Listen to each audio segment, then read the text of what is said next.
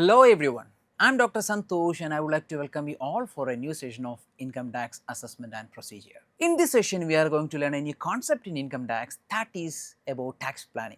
And also I will discuss about some more concepts which are related to tax planning. They are tax avoidance and tax evasion. Anyway, let's moving on to the learning objective of this session. By the end of this session, you will be able to understand the concept of tax planning, tax avoidance and tax evasion. Before commencing the session, I would like to ask you one question. Do you believe that every taxpayers are ready to pay full tax to the government? No, not like that. The people have a tendency to avoid tax liability as far as possible. Of course, they can do so. There are several ways in which an assessee can reduce their tax liability or even they can avoid tax liability. It may be legal, it may be illegal and it may be unethical.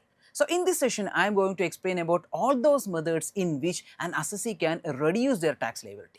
Basically, there are three classifications through which an assessee can reduce their tax liability. They are tax planning, tax avoidance and tax evasion. So first of all, I would like to explain about the concept of tax planning. So what is tax planning? Tax planning is actually a legal way in which an assessee can reduce their tax liability. Then you may ask how a person can reduce their tax liability. There are several ways in which an assessee can reduce tax liability if a person thoroughly know about the income tax rules and law. For example, if an assessee who is aware about the exemptions available, he don't want to pay tax on that exempted income. So tax planning is a way in which an assessee is reducing their tax by taking the advantage of all the exemptions, all the deductions, all the relief and rebate. It is completely a legal way in which a person can reduce their tax liability. So that is, it's a legal way in which a person can reduce a tax liability. So as per the definition, I will say that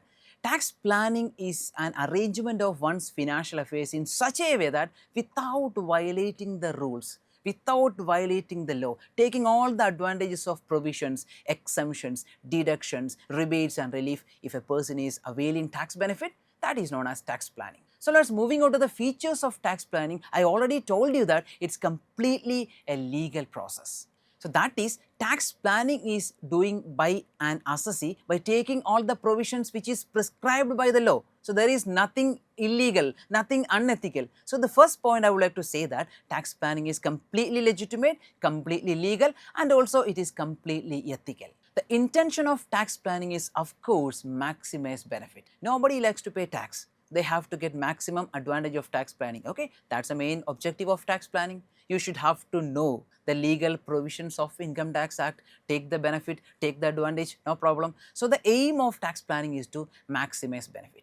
And also how they will maximize their benefit? It is by way of increasing saving habit. Are you confused?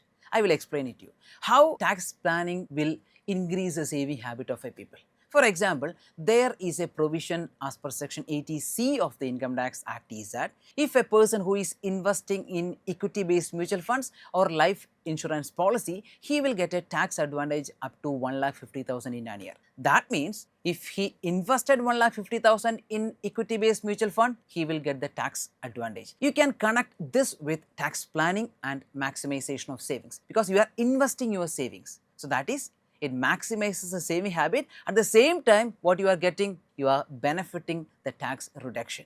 So in this way, you can easily plan your financial activity and get the advantage of reduced tax liability. So this is the case of tax planning. Now we are going to the second concept, that is known as tax avoidance. What is tax avoidance?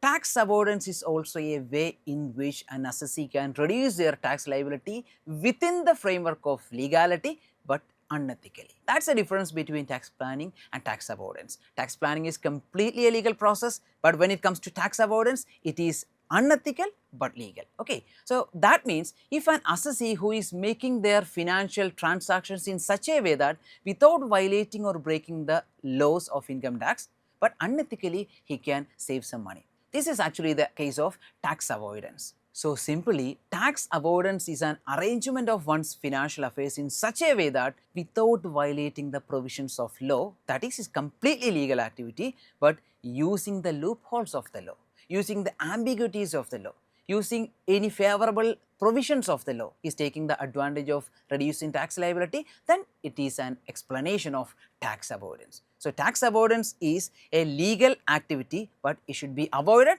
That is why it is an unethical activity. So, the key features of a tax avoidance will be it is legal but controversial. That is, tax avoidance is actually a legal process, but it is a controversial aspect. Income tax authorities and everybody will say that you should not do that. Tax avoidance cannot do for the sake of the country. As a part of social responsibility, every assessee should get rid of tax avoidance. Of course, it will reduce the tax. It will reduce the tax burden. Tax planning will reduce the tax burden, tax avoidance will reduce the tax burden, and of course, tax evasion will also reduce the tax burden. But think about ethicality. If it is ethical, it will be a part of tax planning, but if you are taking the loopholes of the law, it will be unethical. So, the tax liability will be reduced, no doubt, but it is an ethically questionable one. Whether anybody can do tax avoidance, and I will say no, never do that. Okay. For example, an MNC who is making a profit in India have to pay tax at the rate of 25% or even 30%.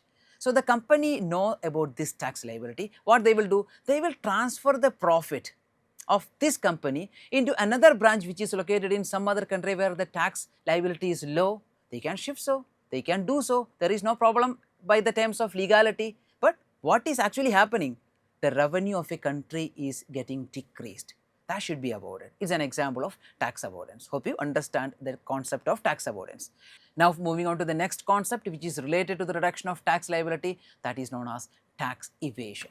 As its name says, a person is evading tax. How a person can evade tax? Only the way of deliberative effort. So, tax evasion is a deliberate act done by an assessee to avoid tax. How a person can evade tax? Intentionally. That is known as it's a deliberate act. He can commit some fraudulent activities, he can misrepresent the statements, he cannot reveal the actual revenue, he can record the excessive expenditure. There are several ways in which an assessee can reduce tax, but it is illegal, it is unethical, then it is tax evasion. So, let us moving on to the meaning of tax evasion. Tax evasion is a deliberate act committed by an assessee by misrepresenting income, falsifying expenses, committing frauds. He can reduce a tax liability, but that is not allowed. It is completely a fraudulent activity, it is completely an illegal activity, and it is completely an unethical activity. So, the features of tax evasion is an illegal activity that should be punishable. Absolutely is an illegal activity and no income tax authority will be permitted to do so. Even no country will be allowed to do so. So, tax evasion is an illegal activity that should be punishable. Of course, it involves fraud. If an assessee who is misrepresenting the real income, recording lower income, or charging excessive expenditure to reduce the profit by the way of reducing the tax, it includes fraud. So, tax evasion of course include frauds. So, that is why I can say that it is a fraudulent activity. What will be the consequences of tax evasion? Unlike tax planning, unlike tax avoidance, tax evasion is severely punishable. Huge fine will be imposed, huge penalties will be imposed, and of course, it will lead to imprisonment. For example, an assessee, he may be a trader who is not reporting the cash sales. You know what cash sale is? A sale is happen and the cash is received. It is not in the records. A trader can hide these cash transactions and not record it as the sale. Then what will happen? The profit will be reduced and the tax should be of course reduced. But this is a clear example of tax evasion. Hope you understood. Key topics discussed in this session include tax planning, tax avoidance, and tax evasion. Hope you understood. Thank you.